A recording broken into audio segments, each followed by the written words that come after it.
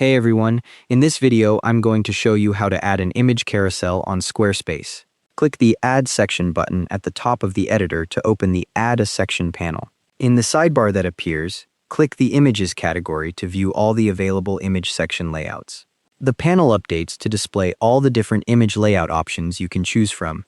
Hover over any layout to see an info icon appear, which shows you details about that particular layout style. Select the carousel layout and click it to add it to your page.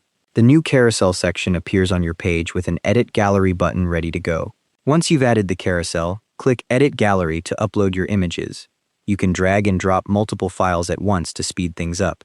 If you want to change the carousel settings later, like autoplay speed or navigation style, click the Design tab while the section is selected. You can also rearrange the image order by dragging them around in the gallery editor.